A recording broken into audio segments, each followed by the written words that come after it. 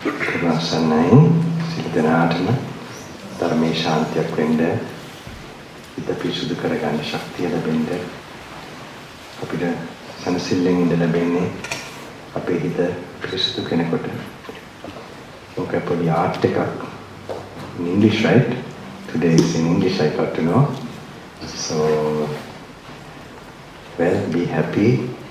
There's a particular type of happiness that you can get by purifying the mind. It's very important. So there is a certain art for that. It's not possible to. Everybody likes to be happy, but to make the mind to be happy by making the mind purified, it's entirely a different process. It's not easy. What is purity? What is impurity? Also, sometimes what we don't know exactly. So. This is the thing if you master, because without the mind we don't experience anything in this world. We call it conscious and unconscious. We can be conscious and we can be unconscious.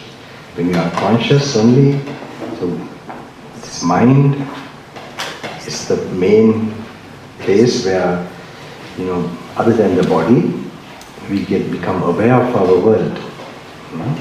So, unless we become, when we know about it, it needs a certain process. When we know that the mind can becomes pure and impure in a certain way. Mainly, how does it become pure? How does it become impure? We know definitely when we get angry, it's a state of impurity, right? So normally, according to Buddha, there is something called, he says that suffering is proportionate to our attachments, craving. More you crave, you will suffer. Alright? So, now there are certain experiences, that's the majority or the mostly what we experience is enjoying our senses, going towards pleasurable feelings.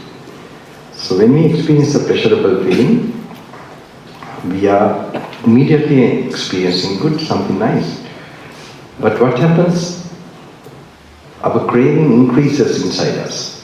Okay? When the craving increases within us, according to Buddha's formula, our suffering should increase. How does it happen? Well, when we know when the experience is finished, what happens?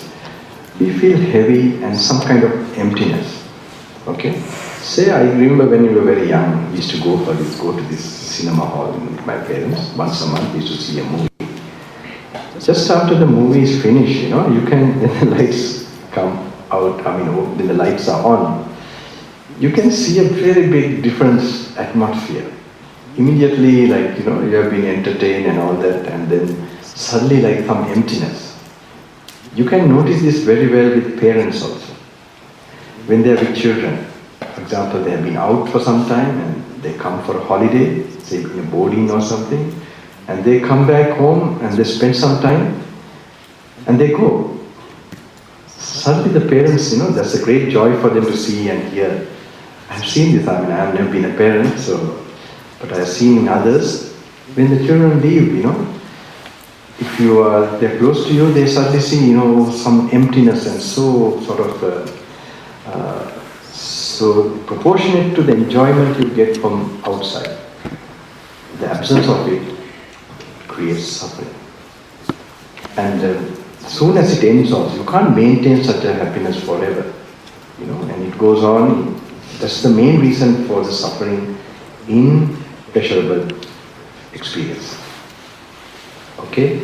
So, normally then when we experience these pleasures and craving increases in us, there is that what we call the mind gets impure. So how the Buddha defined to anyone we can know when we get angry, when you have greed, when you have ego. This all makes our mind impure.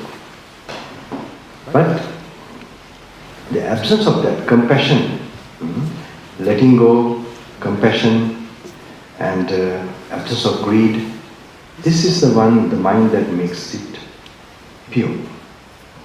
So how normally, like when we experience of these pleasures only, normally we can notice that people have a sadness for no reason, sulkiness for no reason. Sometimes they don't know why they are like, but because they don't have another alternative also, you can't see. An unsatisfactoriness for no reason. But when you discipline yourself and when you are conscious of it and you try to overcome anger, greed, these things, the mind gets pure. Maybe initially some difficulty, but with faith and some knowledge, you have compassion, you try to be honest, and these things you try to practice, and you give, you become generous. Then what happens? That means you're avoiding some of the pleasures you might get in the sacrifice. Then the mind is not it's not stimulated in a way for greed to increase or craving to increase. Then according to Buddha's law, our suffering should reduce. Yes, it does. What happens? We have a happiness for no reason. A joyfulness, a peacefulness. It shows in our face, friends. It's a face, you can't hide it. Problem is, almost all of us are suffering that we don't notice, we think it's normal. The child normally experiences this lightness and just simply be light and be happy as you are. All this, load of thoughts and this thing and this is some training. That's what Buddha is teaching is actually we don't come to temple to be sick, right?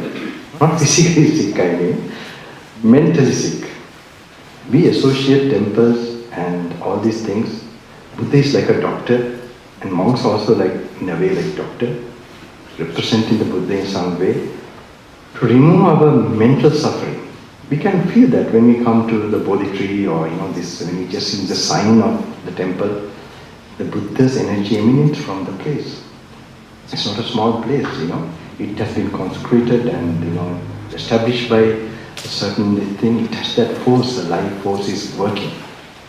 If you know how to use it, of course.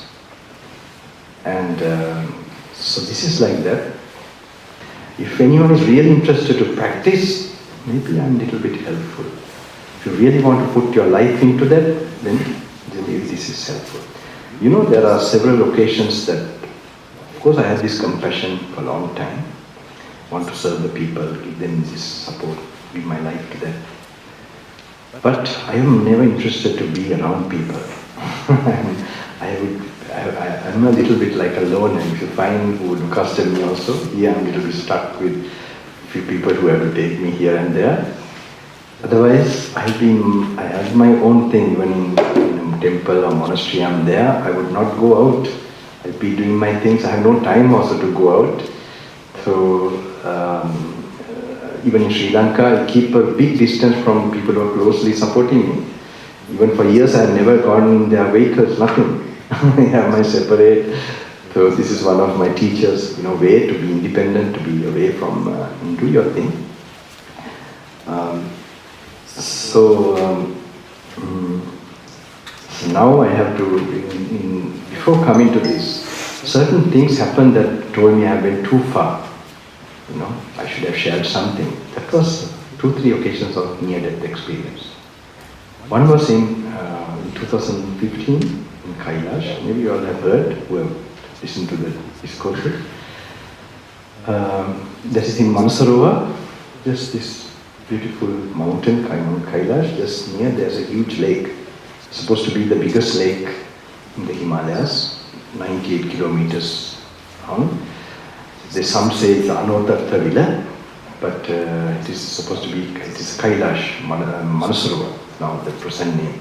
Still there is some things associated mystical about the area. So there I was told not to go, 2015, because after the earthquake in Nepal, I was in Buddha Gaya at that time. Actually, we were taking dana. The table was shaking.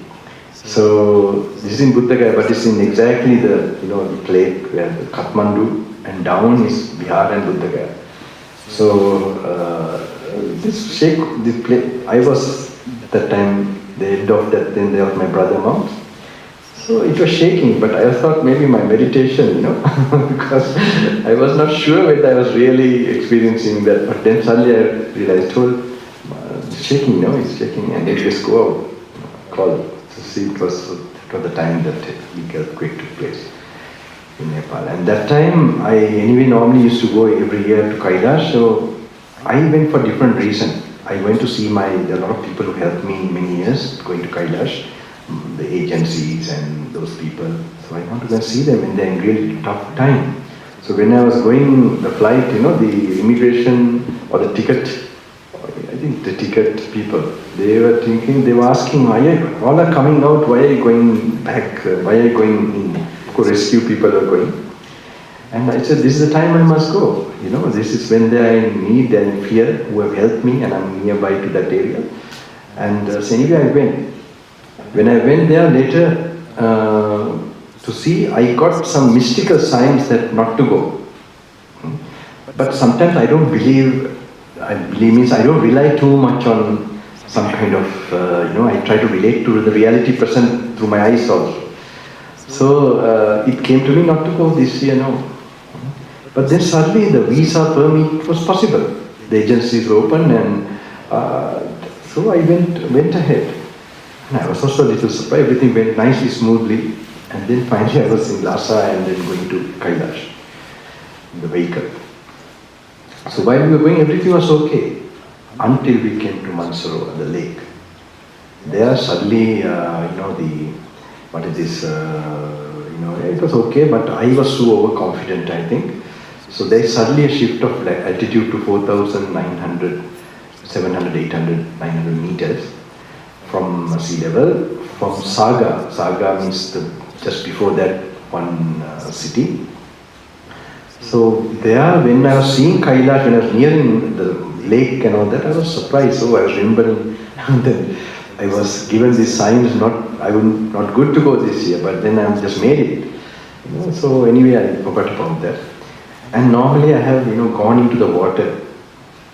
So I was looking for warm, we had come a little late, so I was looking for a warm area to dip in, the lake, the Mansarovar.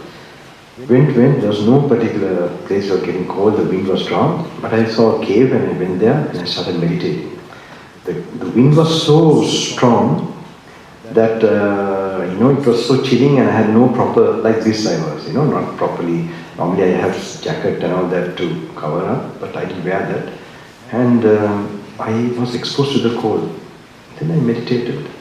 Then I went back to the vehicle, and they were trying to get me a room, and it took a long time. I was staying in the vehicle, waiting. Suddenly I was feeling like dizzy. What happened was I wanted to take a bath. There's like a hot water springs. So I went there and took a bath, which I had done before in previous visits. And the heat was so strong, suddenly the cold and then the heat, I could feel a lot of energy going from my body. But I was feeling fresh, I thought, but it was very hot. But I wanted to just dip in. Not only dip, I waited for some time and then I came out. It was okay, I went into the vehicle and they were taking a long time to find a room for me. Suddenly I was feeling like, dizzy, like something very unnatural. So I knew it could be altitude, this thing. So I quickly went and told them, please can you arrange me this thing, I want to rest. So they quickly arranged the room, and they are like, very, like you're going to the Wild West, okay? If you can picture it. It is remote. Western Tibet is a very rugged, remote area. It's a lot of army camps, checkpoints, supposed to be the military, they're facing India and Nepal, they have their nuclear weapons, I heard, I don't know, but it's full of army. We have passes, special permits to go there. So then I was lying down. I was not getting well, I was slowly getting weak and slowly like breathless, like this, and then just imagine how far, like you run and breathe, how long to go like that, okay? Then even I had boots, this snow and all that, so the boots, I had like special boots, and I I was trying to tie this thing and go and tell them before I collapse. So I tied the boots and then went, and they knew I'm having this altitude sickness. There's no medicine for that, only descent. Because water goes to your brain, this thing, and the lungs, they can, so I think it's my lungs that time, and the water, then when the brain gets this thing, severe headache. These are one of the symptoms. But here the breathlessness is with the lungs. So even I couldn't lift my hand, like it was getting weak like that. So then they were calling and they were trying to get some local doctor. So at about 12 o'clock they bought this doctor. They gave some local, I had high blood pressure also. And he had these small instruments. Hore, the village is called Hore. From there this man came. And I was lying down. Then he told me to take these tablets, and next morning until we had to wait for, there's a place called Gñanaloka where by helicopter to take to, that's the only way. So I was now prepared. I don't think I'll make it until morning. So I was lying down in the, I was, lying down, and at 3 o'clock, I never forget the time. Time is not passing fast. 2, 3. I was like, then I tried to meditate. Then I had this certain meditation. Before I started to do that, a thought came to me, I couldn't do enough to the people. Okay? I've told this before, I couldn't do enough to the people. That then can't help it, next life I will do it. And then there's a practice where, if I'm going to die, we have trained now. This is the one I'm now training, giving you all. Okay, this trip, especially, this is the one I'm giving because I already knew, and that's why I used to read the suttas, but I never able to give. People can't on their own, Buddha's words, they read 1 page, 2 page, it doesn't go. They rather listen to me than listen to the Buddha. That's how our mind is, unless we know the super benefit and some mystical thing that happens to us, that I'm going to explain to you. Okay? So what happened? We have a practice where we look at as Rupa Vedana Sanya, like from outside, not our body. It's the best way to prepare for death. Okay? If we can properly do that, we won't die. Right? We will not identify with what dies. So anyway, I was doing that. Later I did that. But anyway, I was calm, and then I was able to, the hours passed, I didn't die, just waiting, but not getting word. I'm trying to normally go into a coma, okay, after some time. So morning, the doctor came also, he came a little late, like 7 o'clock. When he came, I was going to remind tomorrow Pindapata maybe 6:30, because all night we are going to have. Don't worry, I'm not having altitude sickness here. To evacuate quickly. I want to remind maybe after the 6:30 the light will be coming. So then what happened, the doctor came late, and he checked and he said we'll have to go down quickly. But that time, in the Gñanaloka, that particular base near the border in Nepal, all the flight or helicopter, they are all gone. We have to wait until next day. So there's no way, so we started with the vehicle to descend. At least it's getting less. So I was going even in the other, time to time, night time, I get like, I'm going to bed. Like a stroke, you feel like I don't know. So it went on like that. But the reason I want to tell was that was one occasion. And then in 2017, I came, and then I felt a little better. But still when I saw the people, when I met the people, I couldn't teach them what I really want to give, some of the deep things. The reason was, I found they were, like I was telling things that were obstructing their way to Nibbana. Okay, way to liberation. It's no point, I'm not a person, we like to talk about fancy things about liberation. I can only tell you how to trot on the path, how I did it also. How to remove all the blockages and obstructions. So anyway, I was, then that trip was like that. Then again I thought I might come 2017, 18, 19, 20. 18 I went to USA, that's the last, in January, like that. And then I was going again to Himalayas and Tikanga, like that, continuing. So each year I was continuing, and the calling did not come. But last year, a certain thing happened. Would you like to listen to that? Okay, what made me, and then I will come to, okay? Or do you want to, it's like a storytelling, right? There is only nothing but experiencing something. I will tell you some interesting things also, okay? It's not, then what happened? Last year, also I went through some difficulties. Every year I was going to Kailash, okay? And last year, I had an operation done in Rishikesh for stones. And in Rishikesh, I don't know if you've been to India, you can die going to a hospital, okay? Because it's such a, chaotic, so much crowd, so much population. They can't do the service. Like I was in a, ward which was like full of these people, and then luckily, I don't know, for some, but there's some order in that chaos, very interesting. Some things move on. And there, this particular doctor, they were all cooperative, they treated me very well and quickly fast forward everything for me. And that was some miraculous thing. Anyway, I went through that, and then in Delhi, I was bitten by a dog. Okay, I have a mark here now. And I go to Changa so many times. Sometimes bears are coming, and then snakes are all over.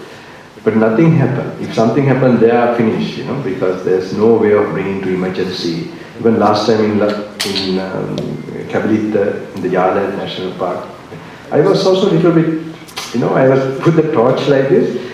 They're called Lebmapila, Lebmapila. It's a blood, I don't know what you call, viper or what? Viper.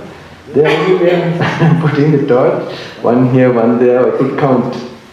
And then I was thinking, I'm in this midst, but of course, long time we have learned not to be frightened.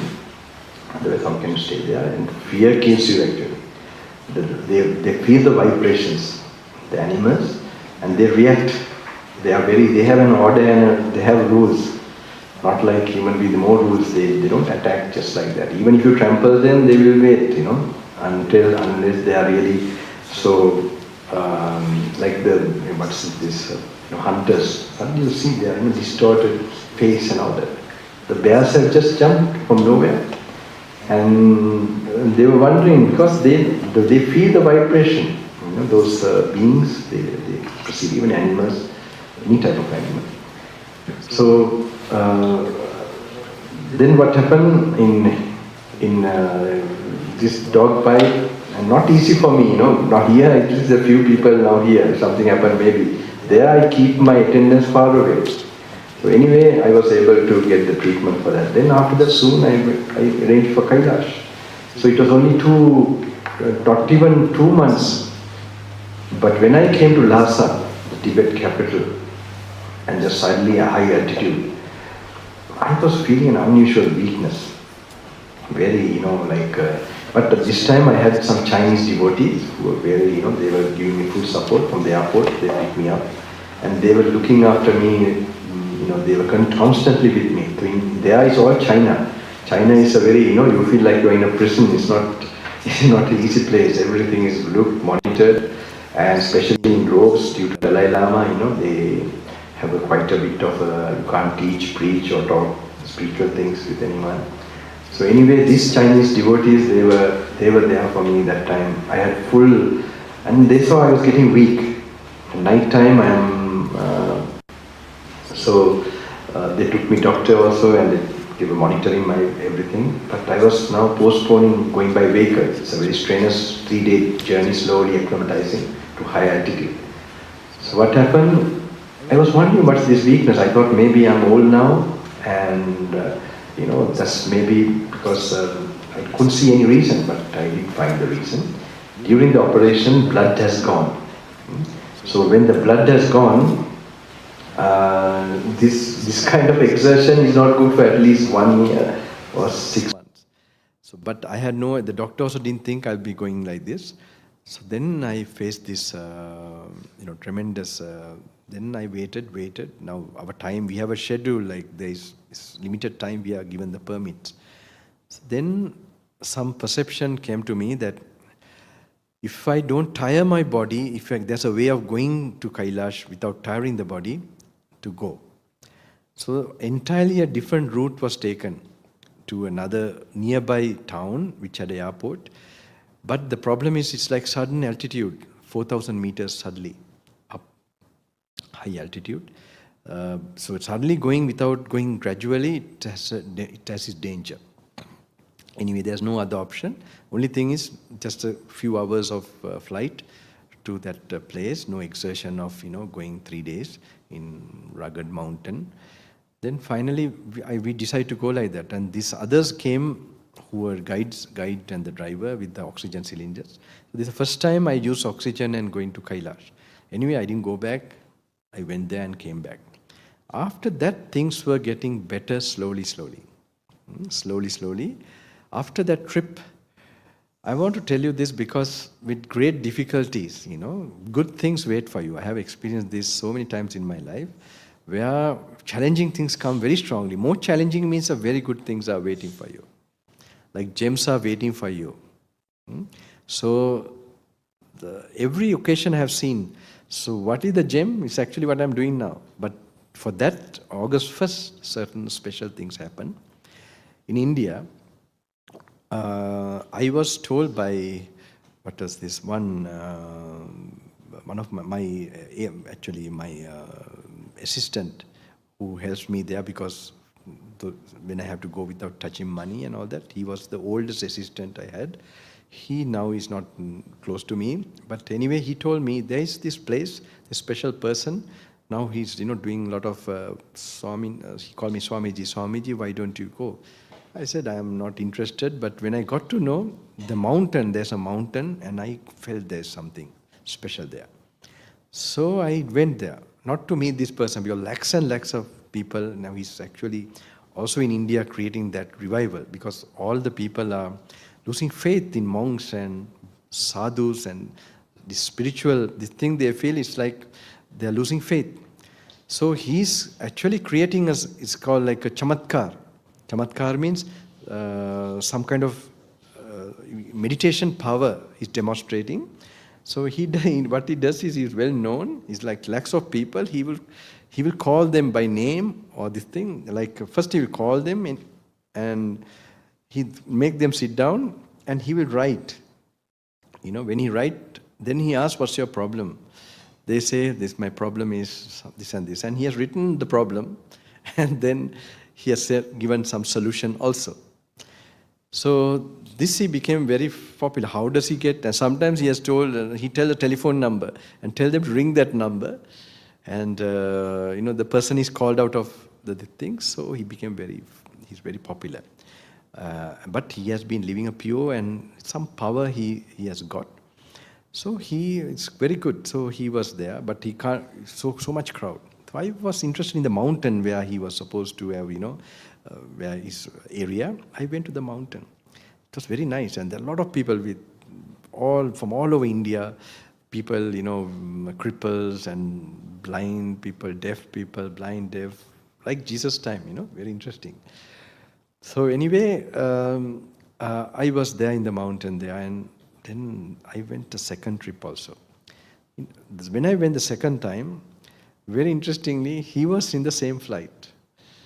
He was going after a tour somewhere. He was in the same. Then we went. He went. Then in the airport, there are some crowd there in the night time. These people. I was there, but I must tell you, something. I was like disguised, okay, like so that they would not properly notice me. I can't explain you how and why, but. He could not note, like this I'm looking very prominent, all right. So anyway, suddenly he called me. And he told his assistant. He first asked me when he saw me from the car. He was about to go. He called me and I was in a corner. Are you going to that place, he said. Okay. He asked me. I said, yes, I'm going there. And he told his assistant to bring me there. So then I had already the vehicle for me, but we followed, and then he went to his mom's house, because after his tours he's to go to his mom, and he's tired after the first thing he goes to visit his mom. It's a very remote village, It's like no real facilities. So after that, there's also crowd, they got to know he's there, and there's army and all that. Very interesting scenario. And then I was there, then he called me inside, and he called another person also. The message from like the balcony came to Sri Lanka, let him come. When I went inside, cut short, I will tell you, very interesting. He did the same thing for me, he told, I want to talk to you a minute. His English is not very good, just like me now. After a long time, I'm practicing my English. Okay. So then he sent the other people, and then to see, he gave me some things. Later on, I visited him several times. Okay. When I visited him several times, one day he came in the night. Not enough, not enough. I was wondering, what is not enough? And then he told me later, my practice is not enough. So I was wondering what, my practice. Then he explained to me, we are expecting you that you can do more. You can do more, that we are expecting you will do more. You can get more power, more practice. And that's why we want we said like that.